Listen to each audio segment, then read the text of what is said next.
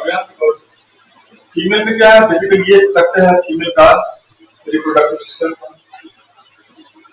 इसमें सबसे, अगर हम अंदर से बाहर डालें या बाहर से अंदर डालें, तो सबसे अंदर में अगर हम बात करें तो यहाँ पे क्या ये है, क्या ये हो गया ओवरी। इसी ओवरी के अंदर में यहाँ पे क्या होता है, सेल्स होगा। यहाँ पे क्या है, ये इसी के अंदर में यहाँ पे सेल्स है, और इस सेल के अंदर में क्या होगा, डिवीजन होगा। यहाँ पे जो सेल्स है, और इसी में से एक सेल क्या होगा, एक बनेगा। मतलब क्या हुआ, यहाँ पे एक सिंगल सेल है, ये इसको बोलेंगे एक मदर सेल। और ये फीमेल के ओवरी में ये जो सेल है, जो सब मैं बता रही हूँ, एक मदर सेल है। ये सारे जो सेल्स लेकर जाओ, ये फीमेल बाय बर्थ लेकर के आती है अपने मां से, ठीक है। ऐसे सेलों का संख्या हजारों में होता है। अब प्रत्येक एक सेल क्या होगा, यहाँ पे एक सेल से दो सेल बनेगा, उसको क्या बोलेंगे, हर एक सेल जाएगा मियोसिस सेल डिवीजन में। एक सेल से दो सेल बना, फिर ये सेल भी डिवाइड किया, यहाँ भी दो सेल बनेगा, और फिर ये भी डिवाइड किया और ये भी दो बना।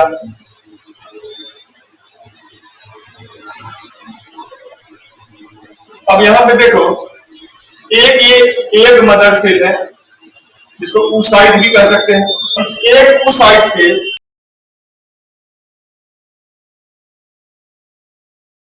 फंक्शन एक ही बन रहा है, क्योंकि मियोसिस सेल में हो क्या रहा है कि इस वाले सेल से जो दो सेल बन रहा है, एक प्राइमरी oocyte है ये, और ये क्या पोलर बॉडी बन रहा है। और प्राइमरी oocyte से दो सेकेंडरी oocyte बन रहा है, दो में से एक ही ये सेकेंडरी oocyte है, और ये भी पोलर बॉडी। मतलब क्या हुआ, एक oocyte है, एक oocyte जब डिवाइड करेगा, एक oocyte जब डिवाइड करेगा, क्या इसमें दो में, ये दो चार में, एक क्या हो रहा है दो में, दोनों क्या हो रहा है चार में, और वो क्या है एक oocyte से एक ही एक बन रहा है, और तीन क्या बन रहा है यहाँ पे, पोलर बॉडी बन रहा है। तो पूरा प्रोसेस क्या है, मियोसिस, क्योंकि यहाँ पे क्रोमोसोम कितना है 46, और यहाँ पे क्रोमोसोम कितना है 23। क्रोमोसोम का नंबर जो यहाँ पे 46 है और घट के यहाँ पे 23 हो गया, इसलिए डिवीजन क्या कहलाएगा, ये मियोसिस सेल डिवीजन। और मियोसिस सेल डिवीजन में एक सेल से और फिर चार सेल बनता है। और ये प्रोसेस कहां पे हो रहा है, ये हो रहा है इस ओवरी के अंदर, ठीक है। जब मेल में क्या हो रहा था, एक स्पर्मेटोसाइट से चार स्पर्म सेल बन रहा था, चारों तरफ फंक्शनल थे, और यहाँ पे एक ही एक सेल है वो फंक्शनल है, तीन तो पोलर बॉडी है, और तीनों पोलर बॉडी को देखोगे ये सब बाद में डिजेनरेट हो जाएगा, नष्ट हो जाएगा। और ये सब इस एक सेल को, ये एक सेल है, इस एक सेल ने इसको एब्जॉर्ब कर लेगा ये, और एक सेल यही डिस्चार्ज होगा, इसको बोलते हैं ओवुलेशन। इसका डिस्चार्ज होने का मतलब है यहां से इसको निकल के इसमें आना। जो यहाँ पे देख लो 1 2 3 4 देख पा रहे हैं, ये उसी का अलग अलग स्टेज बता रहा है। यहां से निकल करके इसमें आना क्या कहलाता है, ओवुलेशन। और बढ़ने के प्रोसेस क्या कहते हैं, एग फॉर्मेशन या oogenesis। इस एग के बनने के प्रोसेस को क्या कहेंगे, oogenesis। तो यहाँ पे क्या होता है oogenesis, और एग निकलने के प्रोसेस क्या कहेंगे, ओवुलेशन। और ओवुलेशन के परिणाम से जो पहला डिस्चार्ज होगा फीमेल से, जो पहला एमसी आएगा, उस एमसी को क्या कहते हैं, मीनार। ठीक है, बोलते हैं मीनार। मीनार का मतलब first menstruation cycle in female. Menarche जो आना है, ये बड़ी खुशी की बात होती है, एमसी का आना बड़ी खुशी की बात होती है, जब ये जो लड़की है ये मां बन सकती है, ठीक है। लेकिन ये भी गारंटी नहीं, कई लड़कियों में एमसी भी होते हैं, पर जरूरी नहीं है कि वो मां बन ही जाएगी। पर ये होता है 70 to 80% चांस के होता है कि लड़की मदर बनेगी। सो मीनार फीमेल की लाइफ का एक पहला खुशी का दिन होता है, जो 10 से 11 साल के पीरियड में with the convent of puberty puberty के आने के साथ साथ शुरू हो जाता है। अब यहां से अब आगे क्या होगा वो समझ, यहां पे समझ गए, यहां समझ मेरा बात आ गया। अब यहां से एग है ये निकल रहा है कहां से, ओवरी से। कहां जा रहा है इसमें, ये से ये कहां जा रहा है, ये इस नली का नाम क्या है, फॉलोपियन ट्यूब। पहला स्ट्रक्चर क्या है इसमें है,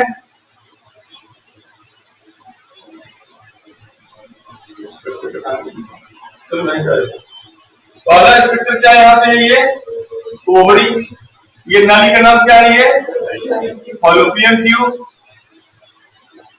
ये सेंट्रल जो कैविटी है, ये पूरे कैविटी का नाम क्या है, यूटेरस। ये जो कर्व देख रहे हो यहां से, इस कर्व का नाम क्या है, सर्विक्स। आगे का एरिया क्या है किसका, विजाइना।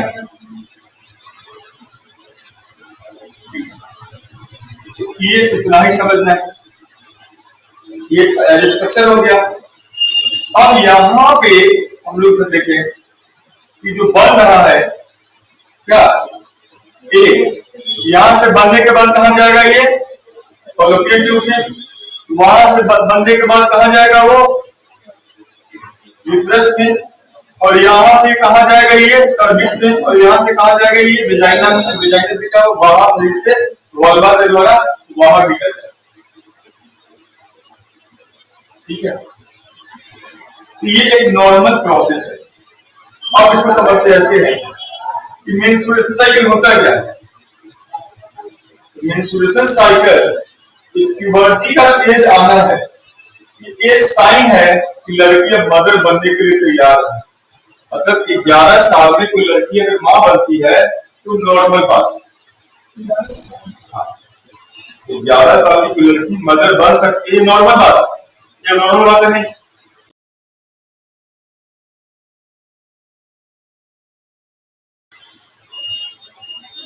बायोलॉजी फिजिकल बॉडी क्या है उसको एक्सेप्ट कर ले, बच्चे नॉर्मल डिलीवरी होगा, कोई दिक्कत नहीं। क्योंकि हमारा पॉपुलेशन बहुत बढ़ गया हुआ है, तो सोशियली हम लोगों ने लड़के लड़कियों पे दबाव बना के रखा हुआ कि नहीं ये पाप है, ये गलत है, शरीर तैयार नहीं है। ठीक है, काम करके हमने बातें कर रखा हुआ है, इसलिए कि हमारा पॉपुलेशन कंट्रोल रहे। और हमने तय किया हुआ कि 18 साल आपकी मैच्योर हो, क्योंकि हमारा शिक्षा दीक्षा भी हुआ है, हम ह्यूमन बीइंग, हमें अपने कल्चर को मेंटेन करना है। इसलिए हमें जितने भी एनिमल है सबने क्या हुआ, प्यूबर्टी के अटेन होने से पहले जैसे ही अटेन हुआ तो उसको रिप्रोडक्शन शुरू हो जाता है, उससे बच्चे होने शुरू हो जाते हैं। ह्यूमन केस में चूंकि हम ह्यूमन है, हम कल्चर्ड लोग हैं, इसलिए हम अपने कल्चर को बरकरार रखना चाहेंगे, सोशल रिस्पांसिबिलिटी दे, और इसलिए हम उसको रोके हुए रहते हैं। तो बायोलॉजिकली बॉडी तैयार का है, अब क्या हुआ, यहां से जो मैंने कहा जब इंटरकोर्स हुआ, जब इंटरकोर्स होगा तो इस एक को स्पर्म मिल जाएगा तो फर्टिलाइजर होगा। एक इंटरकोर्स हो नहीं रहा, एक तो 10 साल से बनना शुरू हो गया है, लड़की के साथ 20 साल में होगा, मान लो 15 साल में ये बंधन के बाहर जा रहा है। हर बार क्या होता है, हमारा यूट्रस क्या होता है, हर बार तैयारी करता है। यूट्रस की तैयारी का मतलब हुआ, यूट्रस का जो लेयरिंग है ये पूरा वेल प्रिपेयर हो जाएगा, ब्लड का सर्कुलेशन यहाँ पे बढ़ जाएगा, एक यहाँ पे आएगा, एक जैसे जैसे आगे बढ़ता है, और फाइनली क्या वो जो तैयारी है इंतजार कर रहा है ये यूट्रस, महीना इंतजार किया और हुआ कुछ नहीं, यहाँ पे इस वक्त आया ही नहीं, तो निकला का हुआ सेल आउट हो गया। इसी को बोलते हैं रीडिंग ऑफ ओवरी, ओवरी का रोना। ठीक है, क्योंकि जो तैयारी किया जिस अतिथि को आने के लिए, वो अतिथि क्या वो आया ही नहीं। समझ रहे बात, जब वही आफ्टर मैरिज इंटरकोर्स हुआ तो ये इसका एक यहाँ से स्पर्म यहाँ इंटर किया, और वो स्पर्म ट्रैवल करता हुआ कहां पहुंचेगा, इस फॉलोपियन ट्यूब पहुंचेगा। और जब फॉलोपियन ट्यूब पहुंचेगा तो यहाँ पे क्या होगा, फर्टिलाइजेशन। स्पर्म और एग के न्यूक्लियस का फ्यूजन, स्पर्म और एग का फ्यूजन इस फॉलोपियन ट्यूब में होगा, दैट आर कॉल्ड फर्टिलाइजेशन। और फर्टिलाइजेशन के बाद ये जाइगोट में क्या होगा, डिवीजन शुरू हो जाएगा। एक जाइगोट, दो, दो से चार, चार से आठ, आठ से 16 ऐसे बढ़ेगा। तब 8 से स्टेज में यहाँ पे आ जाएगा कि ये यूट्रस के दीवार से आकर के इम्प्लांट हो जाएगा। और दिस इम्प्लांटेशन इज कॉल्ड, ठीक है, प्रेगनेंसी। इसी को बोलते हैं प्रेगनेंसी। मतलब वीमेन ने वो प्रेग्नेंट हो गई, और प्रेगनेंसी के साथ क्या होगा, मतलब जो इस बार जो तैयारी हुआ है, इस बार स्पर्म आ गया है, पहले नहीं आ रहा था, हर बार सेट आउट हो रहा था, वही था मेंस्ट्रुअल डिस्चार्ज। इस बार स्पर्म से क्या आया है, इस बार एक फर्टिलाइज हुआ है, और इस बार फिर क्या हुआ, ये इम्प्लांट हुआ है। इसलिए इस बार जो सारी तैयारी है, उस इम्प्लांटेड जो बच्चा होगा उसके सर्विस में सारा ब्लड, सारा ध्यान वहां करेगा, तो डिस्चार्ज आपका होगा एमसी का, इस बार नहीं होगा। विद दिस एमसी है वो क्या होगा, स्टॉप हो जाएगा। इसी के साथ मेंस्ट्रुएशन करता है, स्टॉपेज हो जाएगा। और मेंस्ट्रुएशन का स्टॉप होना साइन है फीमेल का है, कंसीव कर ली हुई है, वो प्रेग्नेंट। ये है फीमेल का रिप्रोडक्टिव सिस्टम। तो क्वेश्चन यहाँ पे क्या पूछेगा, जब स्पर्म जब डिस्चार्ज हुआ फीमेल के वेजाइना में, ठीक है, तो उस टाइम पे सबसे बड़ा है ये नेचर का एसिडिक होता है, वेजाइना का एसिडिक है। तो वेजाइना में जो बैक्टीरिया है ना, लैक्टोबैसिलस,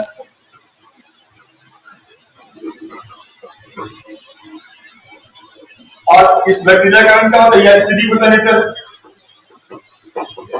स्पर्म क्या अल्कलाइन, स्पर्म जो आ रहा है वो क्या होता है, ये अल्कलाइन नेचर का होता है। ये इसके एसिडिटी को क्या करेगा, न्यूट्रलाइज कर देगा ये, और न्यूट्रलाइज करने के बाद स्पर्म का ट्रेवल करेगा आगे। उसके बाद स्पर्म कहां पहुंचेगा, सर्विक्स में, सर्विक्स से ट्रेवल करना पड़ेगा, सर्विक्स से ट्रेवल करना पड़ेगा। अगर सर्विक्स नॉर्मल है तो क्या हो जाएगा, और नहीं तो ये जो बात देख रहे हो, तो हम लोग खाते हैं मेडिकल टर्मिनेशन पिल्स, वो नहीं, बर्थ कंट्रोल पिल जो खाते हैं, तो बर्थ कंट्रोल पिल में क्या होता है, इन्हीं लेयर्स में, आगे बताऊंगा, इन्हीं लेयर्स में क्या होता है, चेंजेस होता है, जो स्पर्म आगे नहीं जा पाता।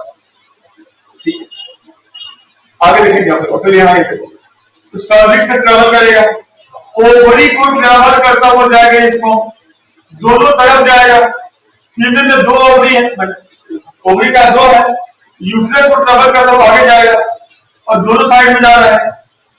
तो एक यहां से बन के अगर एक बार में इधर आ रहा है, उस टाइम में इधर से एक बन के नहीं आएगा। एक जो बनना है वो अल्टरनेट बनता है, कभी राइट से, कभी लेफ्ट से, कभी राइट से, कभी लेफ्ट से, अल्टरनेट होगा। एक हमेशा एक ही आएगा, स्पर्म मिलियंस में जा रहा है। तो सिंगल डिस्चार्ज मेल में, ठीक है, यहाँ पे स्पर्म होता है ऑलमोस्ट वो 3 मिलियन से ज्यादा होता है।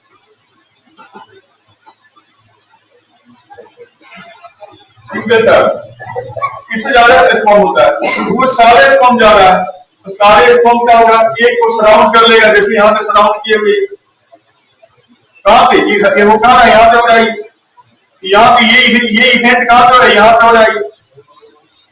स्पर्म यहाँ मिलियन से स्पर्म का इसको घेर लेगा, और जब घेरा, यहाँ पे देखो मान लो 3 मिलियन से गया, इसका 90% जो स्पर्म है इस जर्नी में डिस्ट्रॉय हो जाएगा। केवल 10% यहाँ पहुंचा, और 10% ने इस प्लेट को सराउंड किया, और इसके ऊपर स्ट्राइक करना शुरू कर देगा, और उस स्ट्राइक से जो स्पर्म, ठीक है, जो उसको सही पॉइंट से स्ट्राइक कर पाया और इसके अंदर चला गया, तो फर्टिलाइजेशन क्या हो जाएगा, हो जाएगा।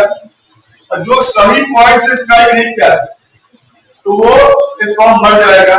सही पॉइंट का मतलब कोन ऑफ रिसेप्शन, मतलब वो एरिया जहां पे एक का वाल क्या होगा, एकदम 0 होगा, और उस स्पर्म के, मैंने बताया आप लोग, स्पर्म के टीप पर क्या होता है, तो ये स्पर्म है तो यहाँ पे एक्रोजोम होता है, और एक्रोजोम के अंदर यहाँ पे डायस्टिक एंजाइम होता है, और उस डाइजेस्टिव एंजाइम को क्या करेगा, जब ये एक से टकराएगा तो ये डाइजेस्टिव एंजाइम इसमें स्टेट हो जाएगा, तो ये डाइजेस्ट हो जाएगा, ये एरिया क्या हो जाएगा, डाइजेस्ट हो जाएगा।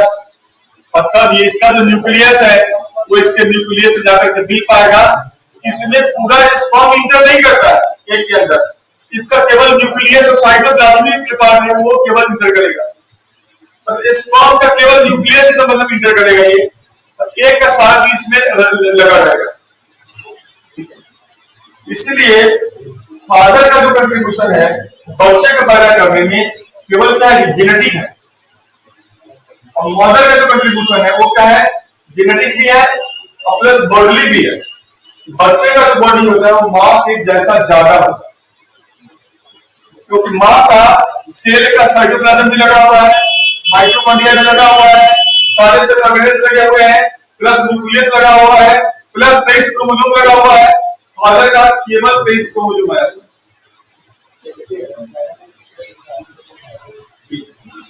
तो कहते हैं हर बच्चा अपने माँ से, चाहे लड़का हो चाहे लड़की हो, नेचुरली ज्यादा अटैच ये होता है, तो उसका इंटायर बॉडी के परवरिश में मदर का कंट्रीब्यूशन है। बायोलॉजिकली क्या होता है ज्यादा, फादर क्या हुआ, जेनेटिक मेकअप को तैयार किया, समझ। और अब यहाँ पे ये एक फिर किसमें डिवीजन हो जाएगा, डे 1 डे 2 डे 3 डे 4 से, और फाइनली क्या हुआ, डे 5 डे 8 आगे इम्प्लांट हो गया। फिर आगे इम्प्लांट के बाद उसमें ये चेंज होना शुरू हो जाएगा, ये तो डिवीजन कंटिन्यू होते रहेगा यहाँ पे। फिर आगे आएगा किस तरह का हो जाएगा ये सेल स्ट्रक्चर को, ब्लास्टोसिस्ट। फिर आएगा किस तरह का लेयर बनना शुरू हो जाएगा, और इस लेयर से आप बॉडी का ऑर्गन बनना शुरू हो जाएगा। तो आपके बॉडी में अलग अलग ऑर्गन, हड्डी वाला अंग अलग, स्किन वाला अलग, मसल वाला अलग, ये सब क्या होगा, ये सब के सब बनना शुरू हो जाएगा। इसी को बोलते हैं 3 जर्म लेयर। यहाँ पे बनेगा 3 जर्म लेयर बनेगा। तो आप कितना डायग्राम याद रहेगा, और इसको समझ में आ गया क्या? हाँ, वो आगे प्रॉब्लम है, आगे कितना लिख लिया, अरे इसको लिखा, यस सर। समझ के बाद